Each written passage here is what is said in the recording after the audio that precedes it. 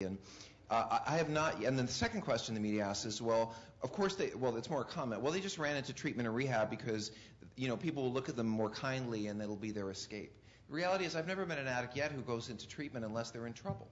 Every addict goes into treatment, sex addict, drug addict, alcoholic, because they want to resolve the crisis they're in and they're looking for help out of that crisis. It's the job of the treatment center or the treatment that's going on to bring the person around to take personal responsibility for their problem.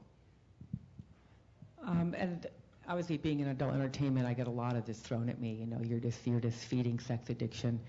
And when I was in nursing school, the medical model of addiction had just started being pushed as opposed to the moral failure model of addiction. And I still cannot call it. I cannot call it an addiction. I can call it compulsion. I can call it maladaptive behavior. I can call it all kinds of things. But for me, addiction means if you don't get your hit, you convulse, you puke, you die. It's not you're very uncomfortable. It's not that you can't sleep. It's not that you can't go to work. All these are certainly maladaptive behaviors. But for me, addiction means a physical need for a substance that will make you physically sick. Not psychically sick, emotionally sick, but physically sick if you don't get it. And so, again, so-and-so had a bad behavior. Oh, he's a sex addict. And it's like, no, there's something else going on. So the over-medicalization of the term, overuse of the medical term addiction has always bothered me. And now there's a whole, of course, industry around it.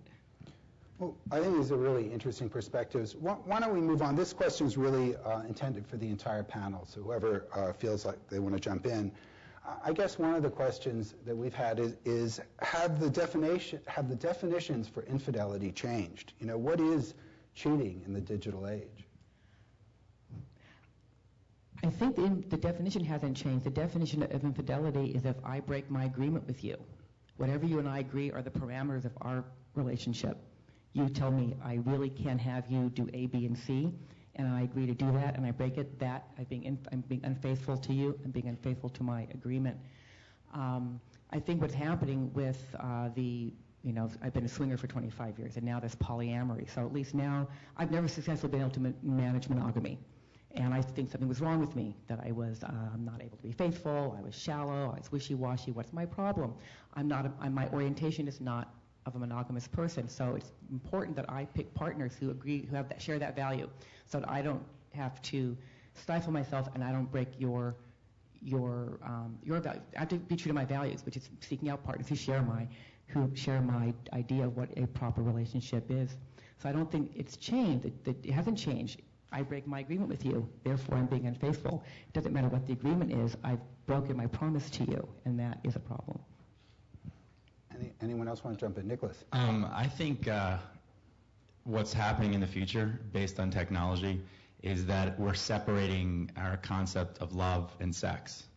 And there are two types of relationship. And I think there's this kind of dichotomy that's happening because, sex brings us one satisfaction and love brings us another. And it's not to say, I'm not putting a value judgment on it. I think they're definitely enmeshed.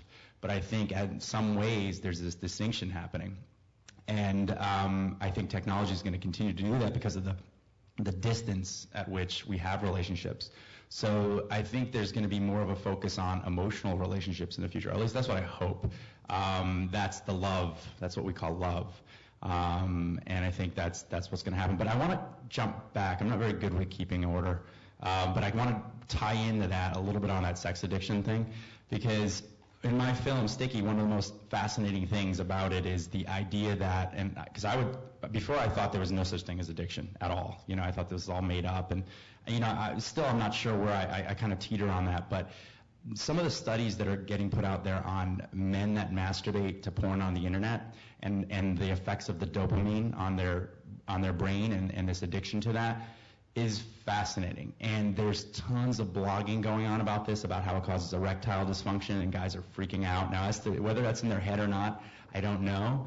But I think we need to figure this out a little. We need to dialogue about it and maybe get some scientific study on this, because I think it's fascinating. Jennifer? Yeah, I wrote a book, and I did a chapter in there, and it's called Like, Love, or Dopamine, and I did a lot of research around that, and there's truly, there are chemicals that are being released for both men and women. So, they're pleasure responses, and you have neurotransmitters in your brain, and they're having a real reaction to that. Same thing with video games, and it's funny because I'm just doing a redesign on the site right now, and I was telling the programmers when people hit certain buttons, I want them to have the chemical in their brain feel the excitement, and there needs to be.